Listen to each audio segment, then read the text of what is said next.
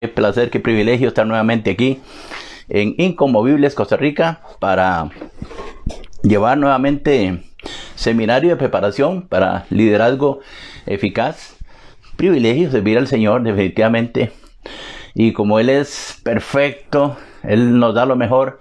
También nosotros debemos de prepararnos para dar lo mejor con sabiduría, con inteligencia, con integridad, con compromiso para la obra del Señor. Porque no servimos a alguien, a una empresa, a una persona, sino que servimos al Señor, nada más y nada menos. Así que gracias por continuar con estos estudios, que hoy estamos en el número 8 ya de este seminario de discipulado, y la más cordial bienvenida. Permítame orar un momentito por usted, para que su fe no falte, para que las fuerzas no falten, para que la visión no falte, para que no haya desánimo, sino que más bien nos animemos unos a otros, oremos unos por otros y nos fortalezcamos unos a otros en el Señor y en el poder de su fuerza.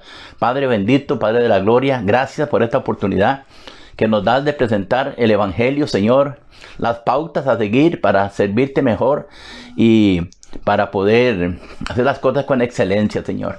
Bendigo a cada siervo, cada sierva que tú has llamado, Señor, al servicio. Qué privilegio, qué honor, qué honra, Señor, porque no te elegimos a ti, nosotros, tú nos elegiste a nosotros para servir. Y gracias por el llamamiento y gracias por todo lo que has puesto en nuestras manos para ir adelante. Que la bendición sea sobre hombres, sobre mujeres, sobre jóvenes, sobre aún niños que sirven al Señor Dios Todopoderoso. Que la buena mano de Dios, que la provisión de Dios, que la presencia de Dios, que el poder de Dios no se separe nunca de nosotros y podamos sentir que vamos avanzando, que vamos hacia adelante, que vamos en el compromiso adquirido, porque para estar aquí sirviendo tuvimos que haber dicho sí, heme aquí. Y entonces Dios tomó ese compromiso, esa palabra de nuestro corazón, y entonces estamos aquí avanzando. Gracias por cada familia. Oramos para la unidad, para la sanidad mental, moral, espiritual, fortalecimiento, y que podamos ir adelante en gloria, en triunfo y en victoria. Así que gracias por seguir estas enseñanzas. Están siendo transmitidas en directo a través de Facebook. También van a estar después en YouTube. Van a estar ahí para que ustedes las revise, las estudie, las analice y juntos podamos prepararnos para servir al Señor. El discipulado es demasiado importante. Jesús le dio tanta importancia al discipulado que hizo un discipulado continuo en el tiempo donde él inició el ministerio. 3 años y medio estuvo con los discipulados para poder darles todo el conocimiento, toda la revelación, toda la sabiduría, y después impartirles poder y autoridad y la gran comisión. Así que para Jesús el discipulado es valiosísimo, importantísimo. Es la transferencia de conocimiento, transferencia de la sabiduría, del poder que todos necesitamos para servir de una manera sometidos a Dios, a la palabra y con humildad. Porque aquí no se trata de quién es el mayor, quién sabe más, sino de que Él es el mayor. Él es el que nos ha llamado para hacer la obra. Hoy quiero compartir el tema acerca de la mayordomía cristiana. Cómo cada uno de nosotros somos mayordomos de nuestra vida, de nuestra salvación, como esposos de nuestra esposa, de nuestros hijos, como padres del dinero, del trabajo, de la salud, de nuestro cuerpo. Somos mayordomos del ministerio, de todo. No somos dueños de nada no somos, solamente somos administradores, mayordomos, en quien Dios confió en nosotros y nos encomendó cosas muy grandes, cosas muy poderosas, cosas muy buenas, y debemos de saber multiplicarlas, debemos de saber honrar a aquel que puso en nosotros esa bendición. Así que, ¿qué es la mayordomía cristiana? Bueno, no solo tiene que ver con la administración de bienes o recursos que el Señor de la viña nos encomienda como sus discípulos. Acuérdense que estamos en la viña del Señor, Él es el Señor, y tenemos que dentro de la viña producir fruto.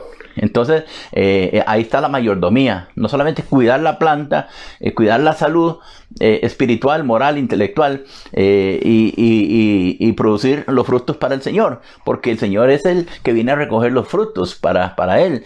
Y entonces, como discípulos, tenemos que además tener presente que tenemos que tener la mayordomía sobre una vida integral, sobre nuestras propias vidas, entendiendo, número uno, que todo le pertenece a Dios. Nadie es dueño de nada, nadie.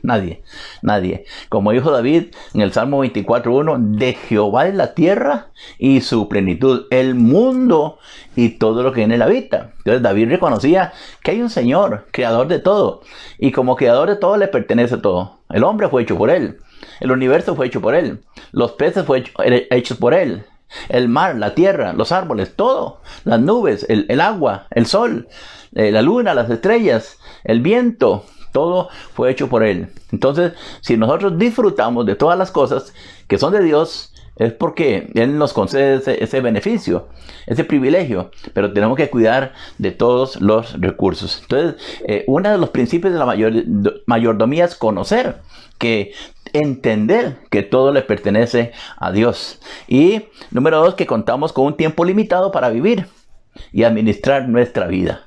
A veces el tiempo pasa y pasa muy rápido. Mire, ya vamos terminando el segundo mes del año 2021. Ya estamos hoy 26, mañana 27 y el domingo se terminó el mes de febrero. Así que el lunes empezamos el tercer mes del año 2021. Pasa tan rápido el tiempo y entonces sabemos que contamos con tiempo limitado, que tenemos que hacer las cosas ya. No podemos dejar las cosas para mañana. Tenemos que hacerlas el día de hoy. Hoy haz lo que tengas que hacer. Mañana será otro día. Tenemos que, número 3, saber que no estamos solos. No estamos en una isla, ahí solitos, sino que debemos compartir con toda la humanidad. Debemos compartir la tierra, debemos compartir el espacio, debemos compartir todo lo que nos rodea.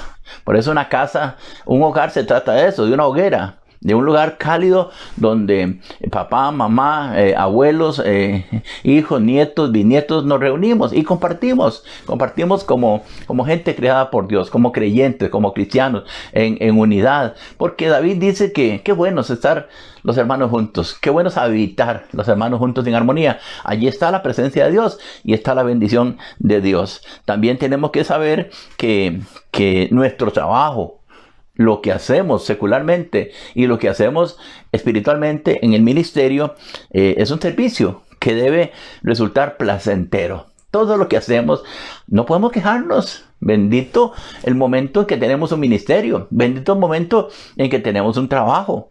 Hay gente que se queja todos los días del trabajo. Lo llama, no sé, despreciativamente. Y no sabiendo lo valioso que es. ¿Cuánta gente anhela un trabajo? Más en estos años que pasó y en este tiempo que hemos empezado, se quedaron sin empleo o con medio tiempo, no hubo ingresos y otros quejándose del trabajo, otros quejándose del ministerio.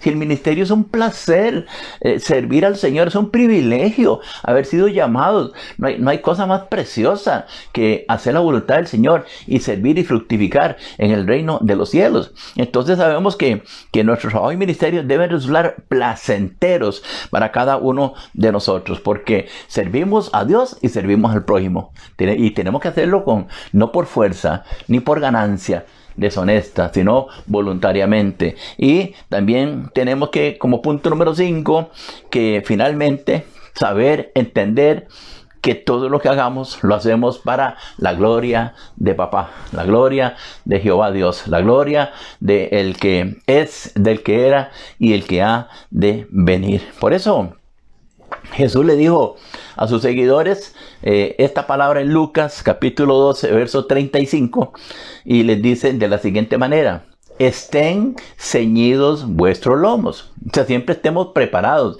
siempre estemos vestidos, siempre estemos listos y vuestras lámparas encendidas. 2 mandamientos, llamémoslo así, que el Señor Jesús le dice a los discípulos: voy a volver por cada uno de ustedes, pero manténgase vestiditos, manténganse alerta, manténganse con las lámparas encendidas, alumbrando, brillando, actuando.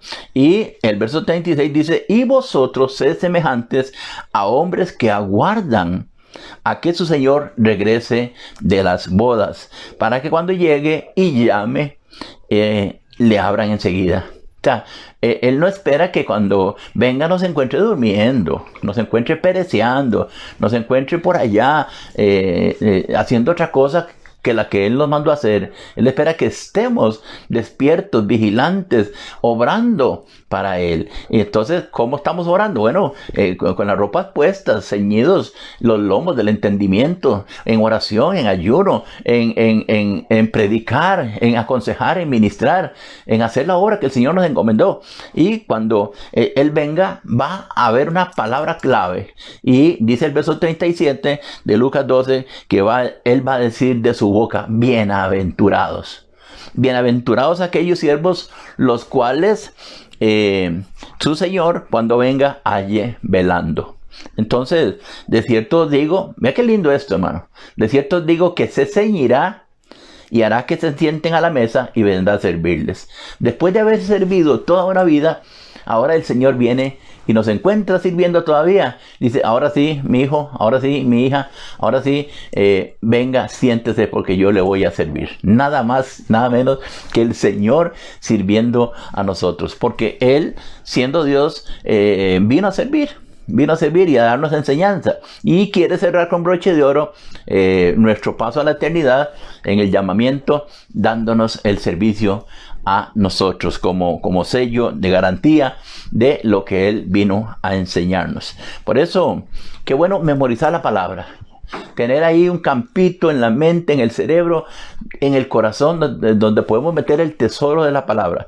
Y me gustaría memorizar Lucas, capítulo 16, verso 10, que dice, el que es fiel en lo muy poco, también lo es en lo mucho. O sea, si usted es fiel en aquel encargo que le dijeron, que era poquísimo, que usted dice, es menospreciable, no tengamos en poco la pequeñez jamás, nunca, porque empezamos por pequeño y vamos para grande. Si usted recibe un llamamiento, si usted recibe un cargo, una obligación pequeñísima, hágalo con todo el amor, hágalo con todo el esfuerzo, hágalo con todo el cariño, porque si usted es fiel en lo poco, sobre mucho será puesto, porque así lo dice el Señor. Y el que en lo poco es injusto, también en lo más injusto será injusto, también en lo mucho. Entonces el Señor ve el corazón.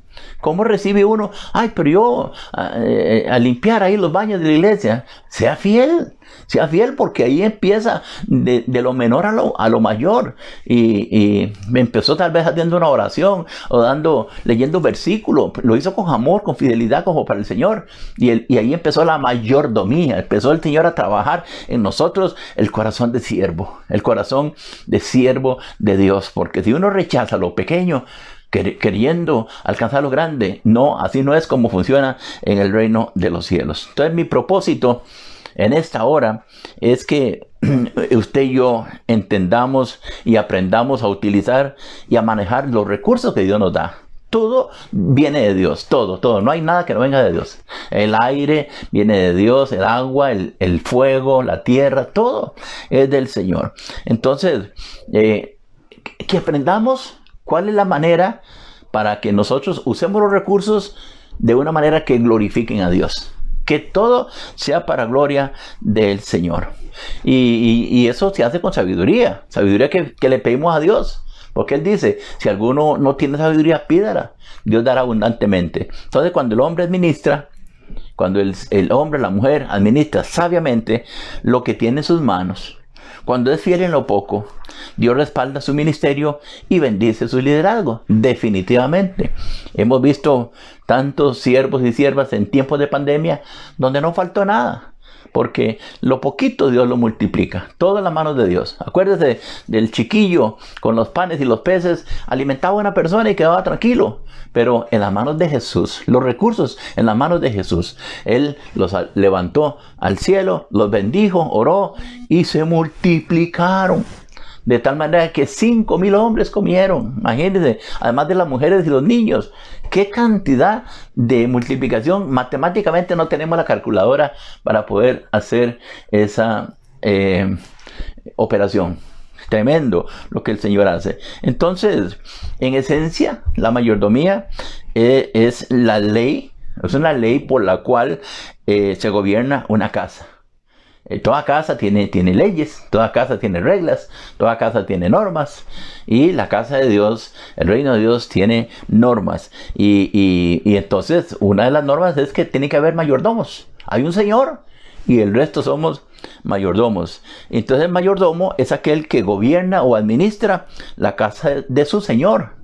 Y en griego, trayendo la palabra al griego, se llama oikonomeo, que quiere decir administrar. Eso es lo que hacemos nosotros, administrar los recursos de Dios, porque no producimos nada.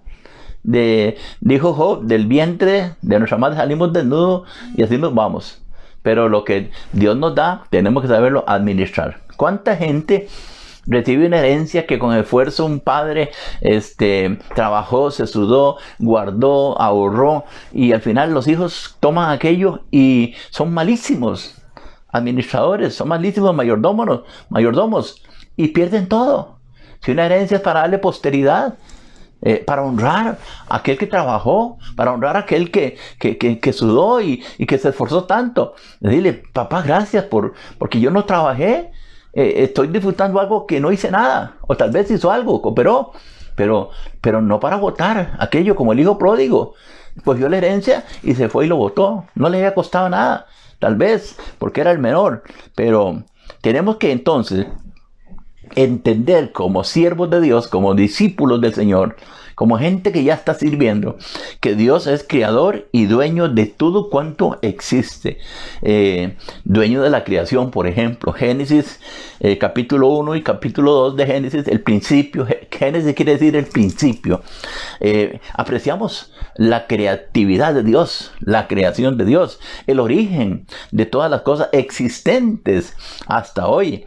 Porque así dice, en el principio creó Dios los cielos y la tierra, el mar y todas las cosas que en ellos hay, los animales y todo lo que tiene aliento de vida. ¿Quién lo creó? Dios. Nosotros ni por la mente podemos crear nada, solamente el Señor. Entonces, como creador, Dios es dueño del hombre.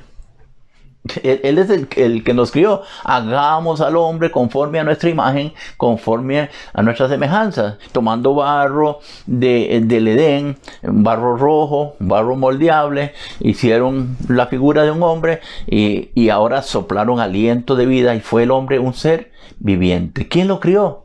Dios. ¿Quién es el dueño?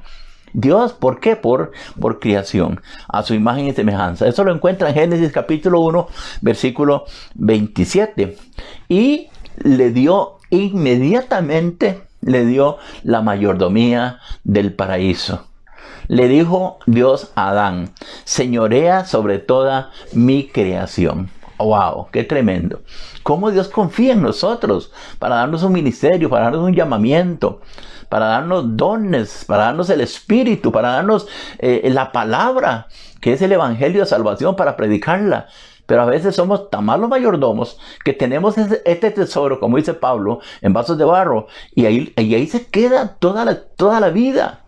Hay gente que no se gana una sola alma en toda su vida como creyente. ¿Qué hizo? ¿Qué hizo con la palabra? ¿Qué hizo con lo encomendado? ¿Qué hizo con el mandamiento? ¿Qué hizo con el poder y la autoridad que recibió de parte de Dios? Entonces, Dios toma a Adán, el primer hombre, como mayordomo de todo lo hermoso hecho por sus manos, siendo el único requisito la obediencia. Obediencia total y rotunda. La única condición para que, y sigue siendo la misma, para ser mayordomos, tenemos que tener total obediencia, total sumisión a la palabra, al Señor. Pero hubo fracaso, claro que sí. Hubo un fracaso tremendo, un fracaso que afectó toda la humanidad.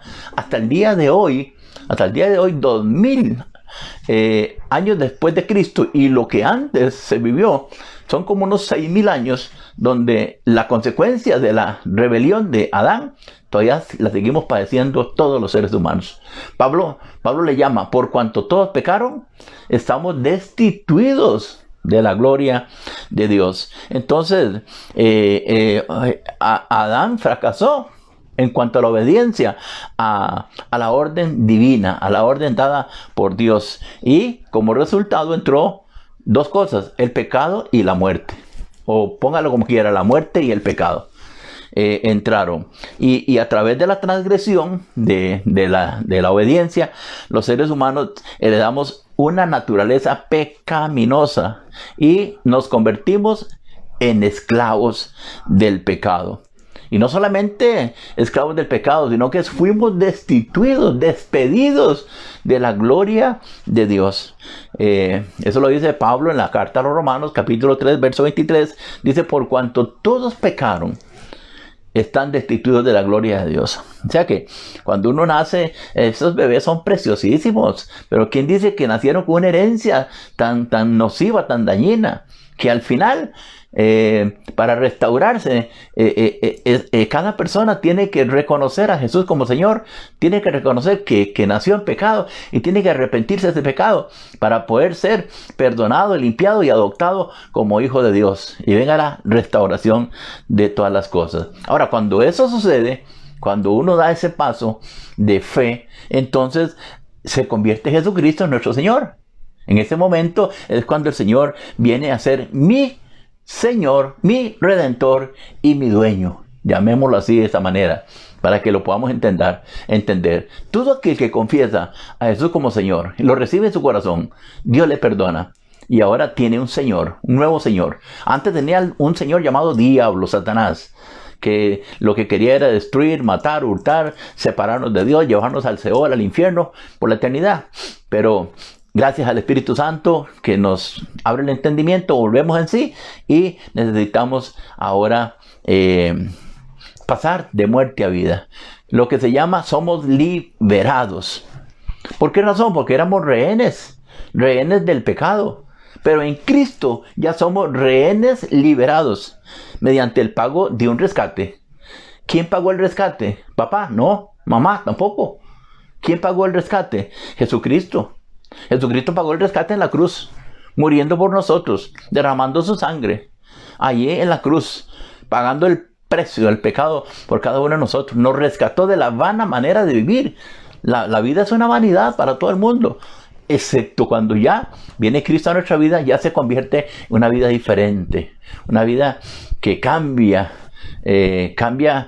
personas, cambia familias, cambia hogares, cambia pueblos, cambia países. Cuando entra el Señor libertador del pecado, Él pagó el rescate con el precio de su sangre que derramó en la cruz del Calvario. Y nos hace justos, nos justifica delante de Dios nuestro Padre mediante la gracia. Porque no es de obras que podamos comprar con dinero, con cosas. La salvación no es por la gracia de Dios, es la redención que es en Cristo Jesús. Así que Romanos 3:24, el apóstol Pablo dice, siendo justificados gratuitamente. ¿Cómo dijo?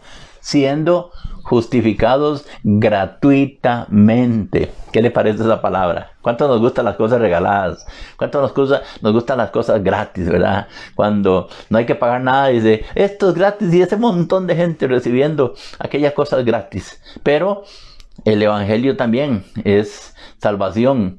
El Evangelio nos presenta la salvación, pero mucha gente no puede entender, no puede decir cómo algo tan grande va a ser gratis. Y entonces el enemigo lo ataca en la mente y uno empieza a hacer obras para poder salvarse. Y jamás por ahí se va a alcanzar. Entonces, ¿por qué? Porque hay algo que hace el Dios de este siglo, que es cega el entendimiento de los incrédulos, para que no les resplandezca la verdad del Evangelio, que es la gloria de Dios. Y por eso el Evangelio se presenta, la buena noticia, la buena nueva, y la gente no corre a lo que es gratuito. ¿Por qué? Porque está cegado. Y la obra del Señor, a través de la intercesión de la oración, es romper esas vendas y esos velos mágicos para que la gente pueda venir y recibir por gracia, gratuitamente, la redención de nuestros pecados y ser libres. Entonces, ser mayordomo tiene objetivos. Por ejemplo, el principal objetivo es reconocer que Dios es nuestro Señor y que es el dueño de toda la tierra y su plenitud. Eso lo escribió David en el Salmo 24, 1, versículo 2, que ya lo leímos. Porque de Jehová la tierra y su plenitud, el mundo y todo lo que en él habita. ¿Por qué Dios se toma la atribución de decir, esto es mío? Bueno, porque Él la fundó, Él la creó, Él la hizo. Del mundo invisible lo trajo al plano visible, donde todos disfrutamos de la playa, disfrutamos de los bosques, disfrutamos de los volcanes, disfrutamos de la laguna, de los mares, de los ríos, de las quebradas. A la gente le gusta la parte acuática. Vemos cómo la gente viaja a todos los lados para bañarse en los ríos, disfrutando de lo que no creamos, pero por gracia lo podemos disfrutar. Y es porque Él la fundó, Él es el dueño y la firmó sobre los ríos. Entonces nosotros, repito nuevamente, solo somos administradores. Dios nos ha dado el privilegio de gozar de todo lo que nos rodea. Qué lindo poder disfrutar de las flores, de los colores, de las aves. Qué lindo poder tener esa visión de poder disfrutar de todo. Cuando hay una mente limpia, un corazón limpio, un corazón perdonado, uno ve la vida de maneras diferentes. Pero cuando hay pecado, hay amargura, hay odio, uno no puede ver esas cosas. Pasan inadvertidas. Vive uno como en blanco y negro. Pero cuando ¡pum!, viene la libertad gloriosa del Señor, todo se vuelve a colores. El arco iris se vuelve a colores. Todo se vuelve a colores porque es algo diferente. La mirada del creyente, la mirada del libertado, la mirada de aquel que no tiene esas cargas, afanes y preocupaciones, porque ha aprendido a echarlas delante del Señor. Entonces, el Señor nos da el privilegio de disfrutar con gozo de todo lo que nos rodea. Eso lo hizo Dios y se lo dijo a Adán. Génesis 1:28. Y los bendijo Dios. ¿Cuánto queremos la bendición de Dios? ¿Cuánto queremos ser benditos de Jehová? Y eso fue lo que hizo Dios. Después de haberlos restaurado, los bendijo Dios y les dijo, fructificad, multiplicados, llenen la tierra, sean los jueces de ella, señoreen. ¿A dónde? En los peces del mar, en las aves de los cielos, en todas las bestias que se muevan sobre la tierra. Mire, ya ahí está el primer mayordomo. Falló en cuanto a la obediencia, pero Dios le dio la oportunidad de poder cuidar de la tierra, del mundo, su plenitud, de todo lo que habita. Y nosotros como cristianos, como líderes, debemos ser ejemplo, pedir sabiduría para administrar sabiamente todo lo que Dios nos ha dado. Es que es demasiado lo que Dios nos da y no podemos pasar por alto las bendiciones y tenemos que honrarle con todo los bienes que Dios nos da. Y entonces, ¿qué encontramos en la vida? ¿Qué encontramos a veces en las congregaciones? ¿Qué encontramos en el mundo secular? Mayordomos malos. Sí, encontramos mayordomos malos, pero también encontramos mayordomos buenos. Qué buena noticia. También encontramos mayordomos fieles. También encontramos mayordomos irreprensibles. ¡Qué lindo! Qué lindo encontrar ese tipo de personas, los buenos, los fieles y los irreprensibles, que toman ese tesoro de la palabra, el tesoro del ministerio, el tesoro de los dones y los frutos del Espíritu, y pueden multiplicarlos, pueden bendecir a la obra, bendecir a las personas, porque el sinónimo de mayordomo es administrador. Eso voy a redundar en cuanto a estos términos, porque es importante que lo sepamos, que no somos dueños de nada, ni aún de la tierra que tenemos. Uno se cree el dueño de la tierra. Mire, vino sin nada de herencia y se fue sin nada. Ahí la tierra siguió en manos de fulano, en manos de sultano, en manos de perencejo, pero no la podemos llevar. Y hay gente que se pelea por la tierra, que ni la que está en las uñas nos llevamos. Es tremendo como uno no entiende que uno no es dueño, que es administrador, y qué lindo poder tener una parcela, qué lindo poder sacarle provecho, qué lindo hacer aquello como un paraíso, que la gente dice, wow, qué linda esa tierra. porque hay una mayordomía sana. Entonces el administrador es por excelencia una cualidad que Dios nos da, ser administradores, y demanda de nosotros, por supuesto, que nuestros ministerios sean diferentes, que produzcan fruto.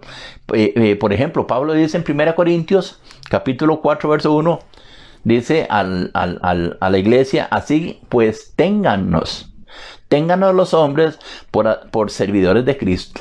Eso es lo que somos, siervos.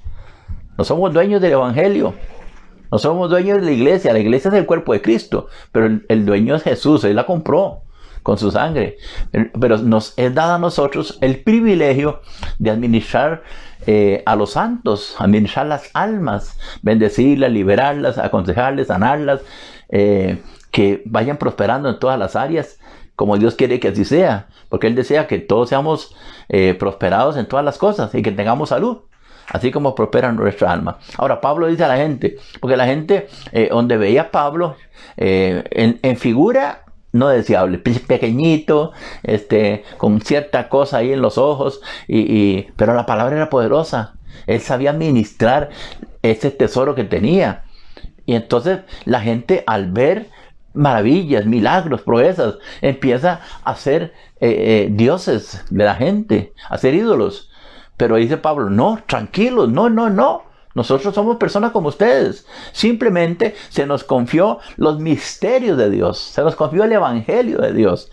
Y así que ustedes téngannos por servidores de Cristo y administradores de los misterios de Dios. Solamente eso somos. El poder que Cristo impartió lo tenemos nosotros, pero solamente lo usamos para el bien, para la gloria de Dios, no para nuestra gloria. No para que me sigan a mí. No para que digan que fui fulano y sutano, que fue tal ministerio el que está haciendo cosas. No, Dios las hace a través de los ministerios, a través de los hombres. Y ahora bien, dice Pablo, está bien, tenemos eso de Dios, entiéndalo. Porque la gente cuando Pablo y Silas andaban por Asia, se arrodillaban y los veneraban y los adoraban. Creían que a Zeus y otros dioses que habían bajado del cielo, que tenían poderes. Y no, porque estaban acostumbrados a adorar en Atenea y en Atenas, todo ese montón de ídolos. Aún tenían un altar ahí que no tenía nada, que decía al Dios no conocido. Ellos adoraban a lo que no veían. Y Pablo les dice: este que ustedes no conocen, yo se lo voy a presentar. Ese es mi Salvador. Ese es mi Señor, ese es a quien sirvo, y a Él sea la gloria, a Él sea la alabanza. Quiero administrar bien la palabra que se me dio, el encargo que se me dio, el poder del evangelio que se me dio, para honra y gloria del Señor. Así que, pero dice Pablo, ahora bien, se requiere de los administradores que cada uno sea hallado fiel. Tenemos que actuar con fidelidad, tenemos que ser fieles en lo poco, porque si somos fieles en lo poco, sobre mucho se nos confiará. Y eso es lo que dijo Jesús a los seguidores en Lucas 16, capítulo 16, verso 10, le dice: el que es fiel en lo muy poco, también en lo más es fiel. El que en lo poco es injusto, también en lo más es injusto. Pues si en las riquezas injustas no fuisteis fieles, ¿quién os confiará lo verdadero? Si en lo poquito que teníamos nunca sembramos, nunca dimos, nunca apoyamos, nunca hicimos nada, ¿quién me va a dar lo verdadero? Hay gente que da como pobre y le dice: Señor, bendíceme como rico. ¿Cómo? No puede ser eso, porque soy infiel en lo poco, excepto como la viuda, que lo que tenía eran 2 blancas, 2 moneditas, y las echó, y Jesús dijo: wow, esta ha dado todo lo que tiene, porque Dios conoce el corazón. Él sabe cuánto tenemos en la bolsa, cuánto tenemos en la cuenta, cuánto tenemos y que proponemos en el corazón dar, pero después viene la codicia y no nos deja dar. Entonces somos infieles en lo que Dios pone en el corazón que demos y no lo hacemos, y queremos que Dios nos devuelva cantidades exorbitantes de bendiciones, y sobre todo financieras. Pero si en las riquezas injustas no fuimos fieles, ¿quién os confiará lo verdadero? Y si en lo ajeno no fuisteis fieles, ¿quién os dará lo que es vuestro? Aquí hablando de lo ajeno, es que nada, no es nuestro. Somos administradores. Mi vida no me pertenece. Mi cuerpo no me pertenece. Todo le pertenece al Señor y yo debo cuidarlo. Entonces, si viajamos al Antiguo Testamento, el mayordomo era también el que dirigía a las personas, el personal, y llevaba las cuentas de la casa. Tenía como el amo de llaves que llamaban. Entonces, el dispensador que distribuía los artículos, los alimentos, a todos los miembros de la casa, la ración a su tiempo, tanto para su alimentación como para llevar a cabo los trabajos. Todo, el mayordomo era el que hacía toda esa labor. El Señor simplemente le encomendaba todo eso. El mayordomo debía restituir todos los bienes que había recibido. Hacía devolverlos, multiplicarlos. Y ahora nosotros nos llamamos ministros, siervos, mayordomos. Eso es lo que somos. Soy ministro del Señor, ministro a Dios, ministro a la palabra, pero soy siervo. Aunque sea muy alto en rango ministerial, soy siervo y sigo siendo mayordomo. Eso es lo que pasa en el Nuevo Testamento. Los servidores de Dios seguimos siendo mayordomos, ministros dispensadores que Él ha puesto en su iglesia. Un dispensador es algo que contiene. Por ejemplo, esos dispensadores de refrescos que hay en los moles, en los supermercados. Te toma el vaso, mete así, hay una palanquita que se abre y llena el vaso.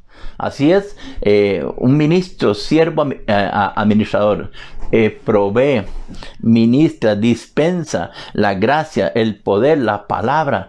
Pero tenemos que hacerlo con fidelidad, tenemos que hacerlo con lealtad, porque algún día todos rendiremos cuentas de nuestra administración. Todos llegaremos ante aquel que tenemos que dar cuenta. Y Él nos va a preguntar, ¿qué hiciste con Cristo? ¿Qué hiciste con la salvación? ¿Qué hiciste con la palabra? ¿Qué hiciste con el ministerio? ¿Qué hiciste con los dones? ¿Qué hiciste con los talentos? ¿Qué hiciste con los frutos? ¿Qué hiciste con mi espíritu? Vamos a tener que entregar cuentas de todo. Porque ahí aparece en Lucas 16:2, cuando Jesús vino a hacer cuentas, porque le había entregado a uno 10 talentos, a otro 5, a otro 2, como mayordomos. Confió, de acuerdo a la capacidad les dio. Dice Lucas 16:2, entonces le llamó y le dijo, ¿qué es esto que oigo acerca de ti? Da cuenta de tu mayordomía, porque ya no podrás ser más mayordomo. ¡Wow! Eso es un despido y del Señor. Ya no podrá ser más mayordomo. ¿Por qué? Porque no hay fidelidad, no hay lealtad. Y tenemos que entonces tener mucho cuidado en la fidelidad, porque si Dios ha sido fiel con nosotros, la fidelidad debe ser la característica de todos nosotros como siervos. Si Dios se ha mantenido fiel, yo tengo que devolver fidelidad. Yo tengo que ser fiel. Y hablemos de los frutos del Espíritu. En Gálatas 5, 22 y 23. Tenemos que ser fieles en cuanto a amar, en cuanto a gozarnos, ¿verdad? En cuanto a ser pacificadores, en cuanto a ser pacientes, en cuanto a ser benignos, a ser bondadosos, a que la gente vea que tenemos fe, que no hay orgullo, arrogancia, sino hay un espíritu de mansedumbre, que hay templanza para soportar los días malos, los días de escasez, los días de prueba, los días de batallas espirituales, que siempre permanecemos ahí fortalecidos en el Señor, y que sabemos que contra todo lo que se levante no hay una ley que nos impida que amemos, que nos gocemos, que tengamos paz y pacifiquemos, que seamos pacientes, que con paciencia esperemos, que tengamos bondad, que seamos benignos unos con otros. No hay ninguna ley que nos pueda hacer eso. Y porque Dios es el primero que nos ha mostrado esos frutos. Él nos amó, nos puso el gozo de la salvación, nos pacificó con Él porque éramos enemigos, advenedizos, extraños, y ahora tenemos paz para con Dios. Ahora, un buen ministro de Jesucristo, dice 1 Timoteo 4:6, que enseña a los hermanos, que es un maestro. Y si lo hacemos, seremos buenos ministros de Cristo. Gente que está oyendo la palabra, que se congrega, que apunta, que escudriña, que es hacedor de la palabra, que se nutre con las palabras de la fe y de la buena doctrina, es un buen siervo, es un buen administrador, es un buen mayordomo, que no menospreció el alimento, la comida, porque no solo de pan vive el hombre, pero ¿a qué vamos? A un seminario, ¿a qué vamos? A la palabra, cuando la leemos, a comer de la palabra, a nutrirnos de la palabra y a tener la fortaleza, la fuerza, la valentía de ponerla por obra. Entonces, Pablo dice, si esto enseñas a los hermanos, el comportamiento serás un buen ministro de Cristo, serás un buen administrador de los dones del Señor, que estás nutrido con la palabra y la fe, porque la fe espiritual no podrá venir a nuestra vida si no es por el oír de la palabra. Es el ingrediente que le da el potencial para que la fe nazca en nosotros. Así dice la palabra, porque la fe es o viene o nace por el oír de la palabra de Dios. Entonces, para ser ministro a los gentiles, necesitaba fidelidad. Pedro era el apóstol a los judíos y Pablo era el apóstol a los gentiles. Y necesitaba preparar gente que fuera a los que nunca habían conocido el Evangelio, a los que nunca habían conocido de Dios. Porque Israel conocía a Dios desde los inicios, a través de la palabra, de la Torá, de Génesis, de Éxodo, Levítico, Número, de Deuteronomio y de todo. Y conocían a Dios, sabían las instrucciones, tenían el decálogo, tenían los 10 mandamientos, conocían la palabra, pero el resto del mundo no. Y entonces hubo necesidad de que el Evangelio se esparciera. Entonces Romanos 15 y 16, para ser ministro de Cristo a los gentiles, dice Pablo, ministrando el Evangelio de Dios, para que los gentiles le sean ofrenda agradable, santificados por el Espíritu Santo. Cuando el Evangelio entra a aquel que no conocía la palabra, abre su corazón y el Señor entra y lo transforma, le da el nuevo nacimiento, ahora es olor fragante para Dios. El cielo dice que se llena de gozo cuando un pecador se convierte. Entonces, ahora vamos a ver las implicaciones de la mayordomía. Hablar de mayordomía no se refiere únicamente al aspecto financiero, porque a veces solamente nos dirigimos a ese aspecto financiero, aunque las finanzas son parte de la mayordomía. Mas Dios está también interesado en que nos entreguemos completamente a Él. No solamente es la parte financiera, sino todo nuestro ser, espíritu, alma y cuerpo. ¿Por qué? Porque Él lo guardará irreprensible. Es el único que puede guardarlo irreprensible. ¿Por qué lo hace? Porque Dios es amoroso. ¿Cuántos decimos amén? Dios es amoroso. Dios es bondadoso. Dios apela a nuestro corazón, a nuestro entendimiento. Y solamente si somos obedientes, podremos entonces ser buenos mayordomos y administradores de Jesucristo. Entonces, el Evangelio son las buenas nuevas. Evangelismo es compartir esas buenas nuevas. ¿Cuántas almas, cuántas personas no se han ganado a otra persona? Evangelismo, dice Spurgeon, que es un mendigo que encontró donde hay pan. Y va y le dice a otro mendigo, allá hay pan. O sea, el mendigo encontró el pan de la palabra. Ahora por la palabra recibe salvación. Y no se queda. Ya, yo me salvé y me voy ya, tranquilo. No, hay que ir a decirle al otro mendigo, ¿dónde encontrar el evangelio de salvación? Entonces, tenemos que ser administradores del evangelio. Tenemos que convertirnos en evangelismo. Tenemos que ser parte de la gran comisión, del gran mandamiento.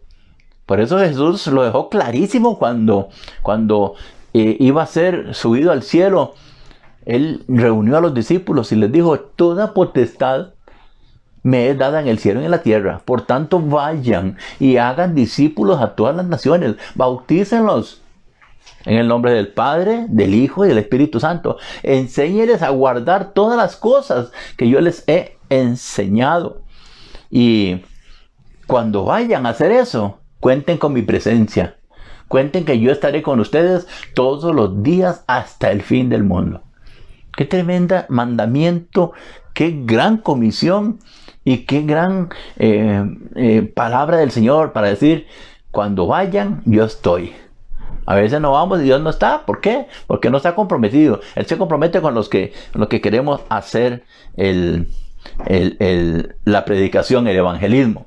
Y gracias a Dios por los ministerios que están trabajando, evangelizando naciones enteras. Ahora, vamos a entrar a la parte de las finanzas.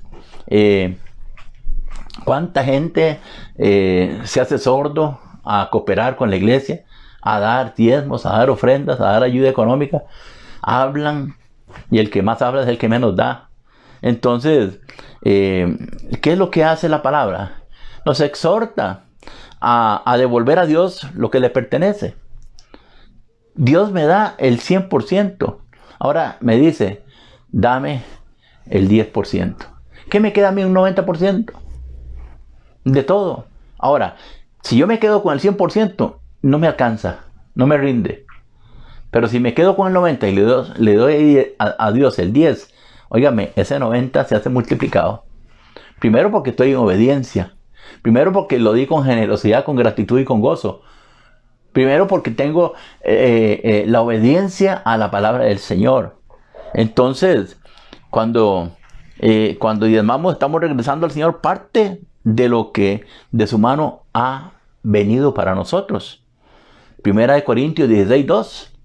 Pablo, esto no es invento de nosotros los pastores ahora. No, eso ha existido desde Abraham. Abraham tuvo una gran guerra contra los enemigos. Dios entregó todo en sus manos.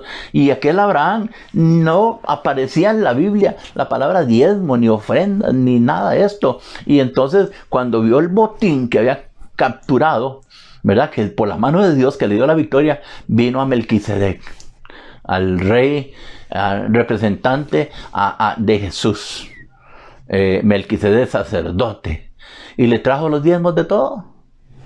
Y entonces aquel Melquisedec sacó pan, sacó vino y lo bendijo el Señor. Qué lindo recibir, dar con gozo y recibir la bendición de parte del Señor. A él le dio en el corazón. Es que esto es porque yo quiero hacerlo. A nadie se le exige, pero sí le tenemos que decir que es un beneficio. Que es un beneficio que usted aparte. Pablo le dice a la iglesia de Corintios, cada primer día de la semana, cada uno de vosotros ponga aparte algo, según haya prosperado, guardándolo para que cuando yo llegue no se recojan ofrendas. Y es que la verdadera sabiduría está en ver más allá de lo que se puede ver normalmente, físicamente, intelectualmente. La verdadera sabiduría está en ver lo que Dios quiere decirnos a través de la palabra. Y que déjeme decirle algo. En Eclesiastés capítulo 11, versículo 1 y 2, dice, echa tu pan sobre las aguas. Echa tu pan sobre las aguas, porque después de muchos días lo hallarás. ¿Qué está diciendo el Señor? Que reparte a 7 y aún a 8, porque no sabes el mal que vendrá sobre la tierra. ¿Quién esperaba la pandemia? ¿Quién esperaba el coronavirus? Nadie. Nadie en todo el mundo. Pero vino, ¡fum! Ahora, ¿cuánto pan has puesto en las aguas? ¿Cuánto pan personalmente usted ha echado sobre las aguas? Porque aquí dice que yo echo mi pan sobre las aguas y en muchos días, en tiempos de crisis, en tiempos de escasez, Dios hará que ese pan vuelva. Dios hará que ese pan regrese. Porque el Señor lo dice, echa tu pan sobre las aguas porque después de muchos días lo hallarás. ¿Eso qué significa, pastor? ¿Qué significa echar mi pan sobre las aguas? Significa que tenemos que dar las cosas materiales a los necesitados. De una manera que pareciera un derroche. ¡Wow! Ese está tirando la casa por la ventana. ¿Qué es lo que está haciendo? Echando el pan sobre las aguas. Porque luego será recompensado.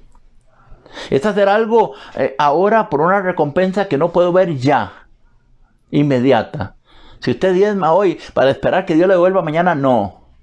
Usted da el diezmo por gratitud, por la salvación, por la liberación, por la sanidad, por la restauración, porque quiso darlo. Pero no espere dar para recibir algo como manipulando a Dios. Señor, tengo que pagar 1,000,000 mañana, tome 100,000. ¿Cree que Dios actúa así? No. Dios, esa ofrenda es desagradable, ese diezmo es desagradable. Porque usted quiere manipular a Dios, quiere comprar a Dios, y a Dios no se compra, a Dios se le agradece, se le da, no se le rinde gloria y honra. Ahora, lo que pasa es cuando usted echó el pan sobre las aguas, no esperando nada, simplemente con generosidad ayudó a otras personas, entonces ahí está el producto. Se está multiplicando, se está inflando, se está creciendo, para que cuando venga la necesidad, Dios trae provisión. Eso es lo que sucede entonces. Pero ¿cuántos no pueden recibir nada porque nunca dieron nada? Nunca echaron nada sobre las aguas. Y es lo que dice Salomón. Salomón se ajusta a Eclesiastés. Salomón dice, Proverbios 19:17, a Jehová presta el que da al pobre. ¿A quién presta? Al que da al pobre, a Jehová.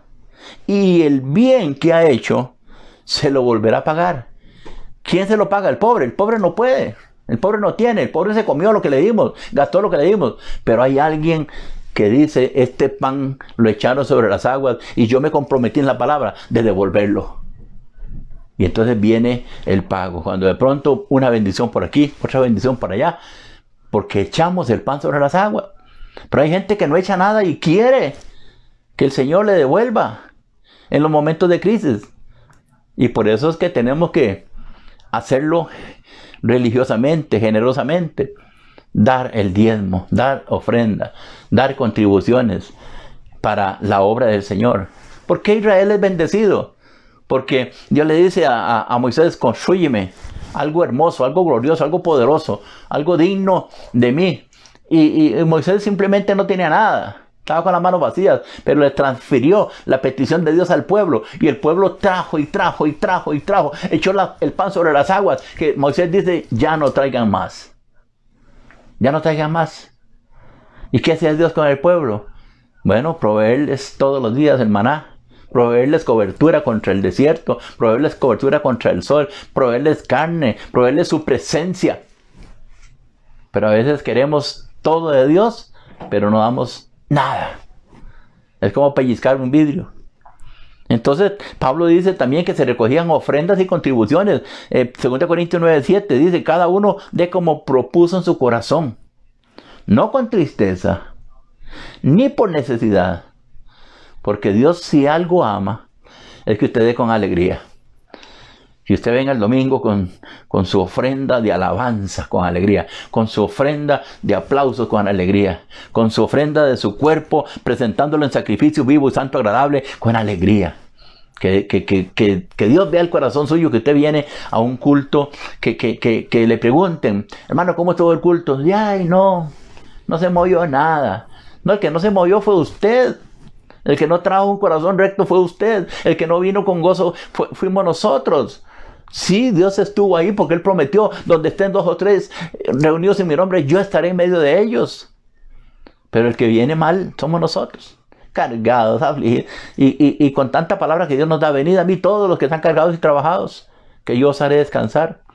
Y menos dar. Pasamos por largo cuando hay que dar. Porque nos volvemos codiciosos y avariciosos. Y nunca echamos el pan sobre las aguas. Y nunca va a ser devuelto nada.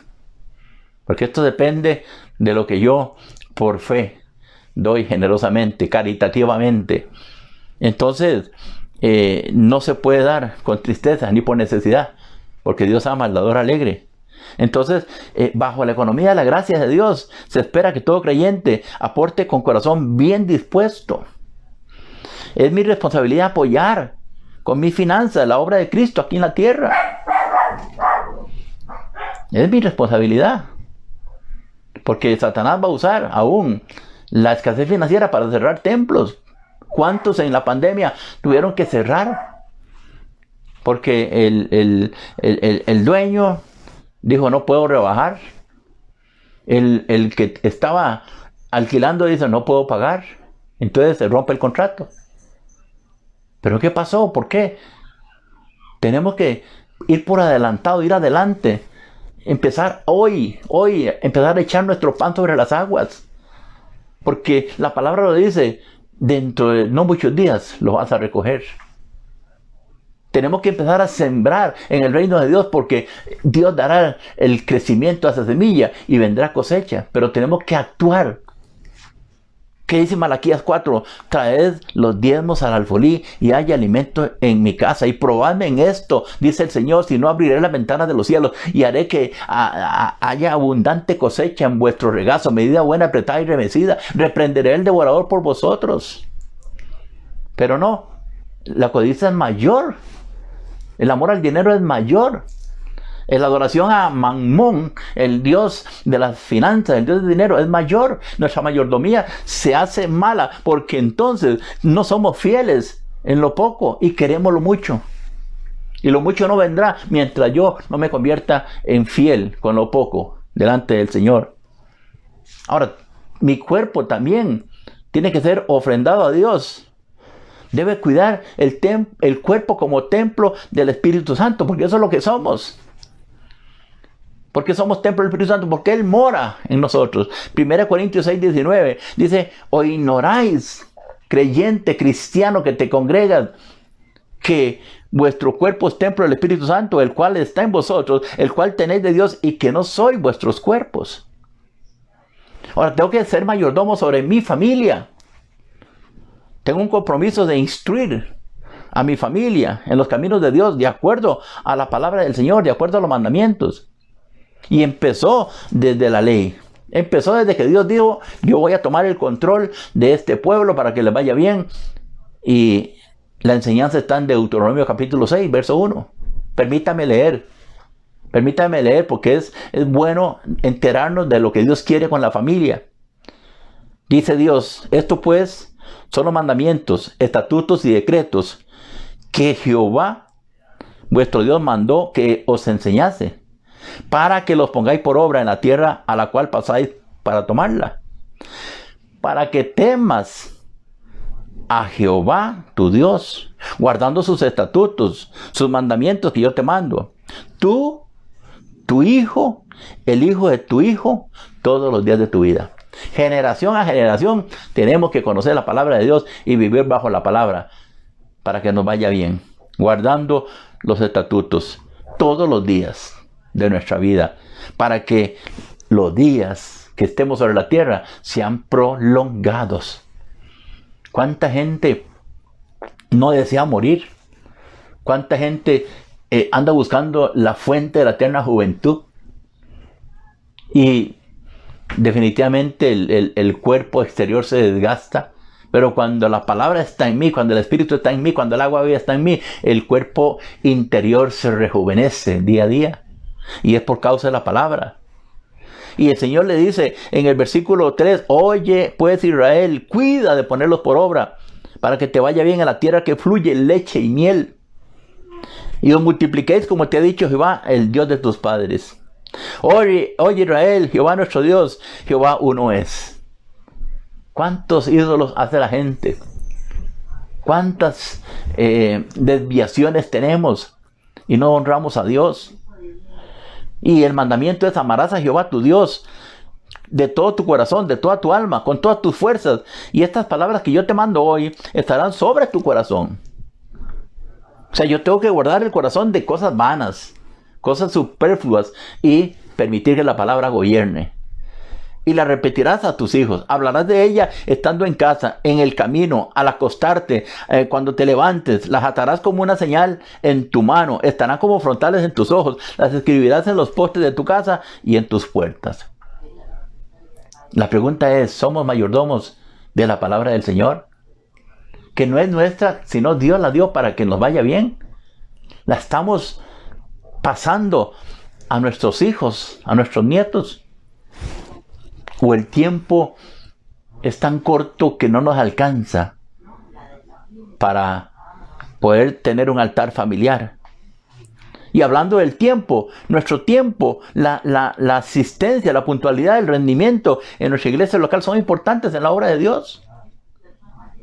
A usted lo necesitamos ahí, no para que forme parte de un número, no para que en las cámaras salga estamos full. No.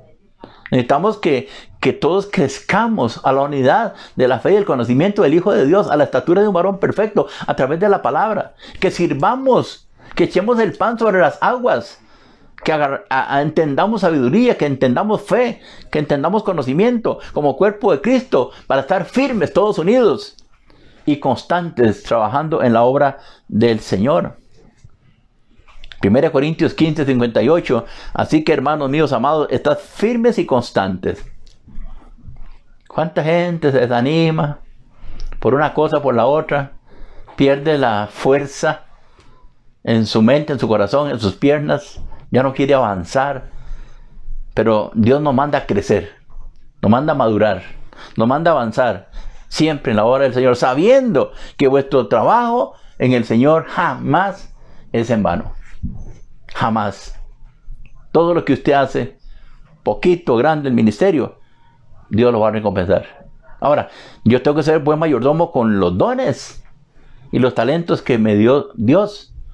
Ahora, pregúntese, y yo me pregunto, Pastor Paulino, ¿estoy glorificando a Dios con ello? ¿Soy efectivo en lo que Dios me dio? ¿Estoy produciendo buenos resultados? ¿Se está glorificando el Señor con todo lo que Él me ha dado? Porque cada uno tiene que, según el don recibido, ministrarlo a otros como buenos administradores de la multiforme gracia de Dios. Yo siempre le digo a los hermanos, Dios no le da todos los dones a una sola persona, porque se haría un Dios. Esa persona se haría como un Dios. No necesito de nadie, tengo todos los dones, tengo un ministerio completo. No, Dios quiere que yo necesite de ti y que tú necesites de mí. Entonces a uno le da el don de ciencia, el otro el don de sabiduría, el otro el don de lenguas, el otro don de interpretación de lenguas, el otro don de fe, el otro don de hacer milagros, para que todos como cuerpo, unidos, entrelazados, formemos un solo cuerpo espiritual que avancemos juntos. Todos necesitándonos de unos de otros, todos bendiciéndonos unos de otros. Por eso el apóstol Pedro dice en el capítulo 4, verso 10 de la primera carta, cada uno según el don que ha recibido de parte de Dios, ministrelo a otros. Ministrelo a otros. No se quede ahí diciendo, yo tengo el don de fe, pero ¿para qué le sirve si no lo ministra? Yo tengo el don de sanidad, ¿para qué le sirve si no ora por nadie? Tenemos que ser buenos mayordomos, buenos administradores de la multiforme gracia de Dios. Y también tenemos que administrar el amor de Dios. ¿Cómo lo hacemos? Ministrando al prójimo. La pregunta es, ¿soy misericordioso? ¿Guardo la unidad en la iglesia? ¿O soy el que causa divisiones, que causa contiendas? Tenemos que arrepentirnos, tenemos que volver a la unidad del cuerpo de Cristo. Porque todos los que somos hijos de Dios estamos llamados a guardar la unidad y el compañerismo dentro del cuerpo de Cristo. Tenemos que ser pacificadores, tenemos que ser restauradores. Como líderes, tenemos que facilitar a otros el que sirvan, el que crezcan, el que maduren. Gozarnos con el que Dios llama, gozarnos con los dones que Dios le da al otro. Jamás entrar en celos y contiendas, porque Dios usa una persona. Bendito el nombre del Señor, que mande gente a la congregación, que venga con esos dones, frutos y ministerio del Espíritu Santo. Por eso Pablo le dice a la iglesia de Éfeso, que tenía ciertos problemitas, le dice, ustedes tienen que estar solícitos en guardar la unidad del Espíritu en el vínculo de la paz. Eso es. Tenemos que unirnos, porque ahí se mueve el Espíritu de Dios, en la unidad, en la unanimidad. Así estaban los discípulos. Como dijo David, Salmo 133, mirad cuán bueno y cuán delicioso es habitar los hermanos juntos y en armonía. ¿Qué pasa con una sinfónica? Una sinfónica tiene 50 instrumentos diferentes, de percusión, de viento, de cuerdas. Pero a la orden del director, ellos tocan en una misma nota y se forma una sinfonía algo que usted le place en los oídos.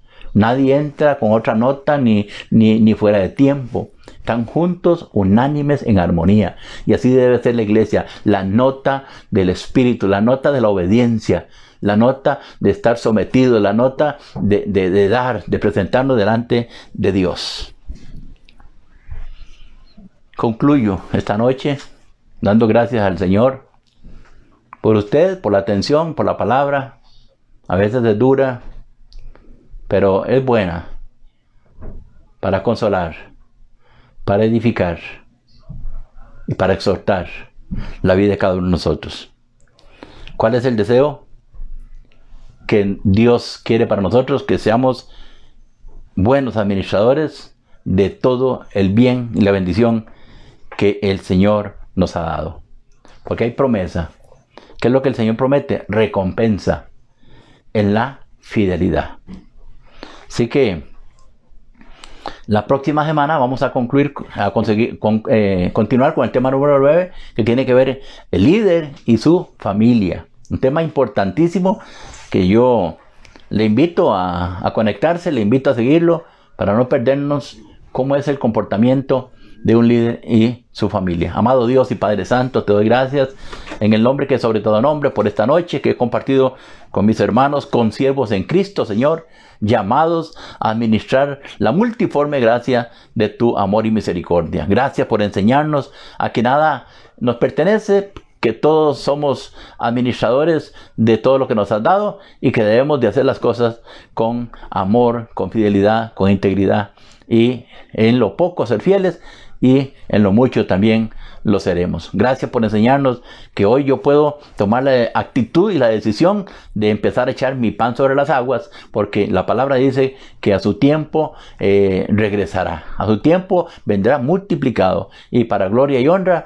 queremos ser hacedores de la palabra. Que la gloria de Dios repose sobre ti, sobre tu familia, sobre tu ministerio. Que el domingo podamos vernos en el culto presencial a las 10 de la mañana en la congregación, y que podamos llevar nuestra mayordomía ahí, llevando nuestro cuerpo con gozo, nuestro aplauso para el Señor, nuestras palabras de adoración, de alabanza al que vive por los siglos de los siglos, aquel que nos llamó de las tinieblas a la luz y nos dio el ministerio de la reconciliación, para que nosotros roguemos al Señor que mucha gente pueda reconciliarse con el Señor. Bendigo a todos los ministerios de la iglesia, que para que sigamos adelante fructificando al 100%, como el Señor nos ha mandado a hacer. Que la paz de Dios se gobierne sobre cada uno de ustedes, y que el Dios haga resplandecer el rostro de cada uno y ponga paz en cada familia. En el nombre de Cristo Jesús nuestro Señor. Amén. Buenas noches.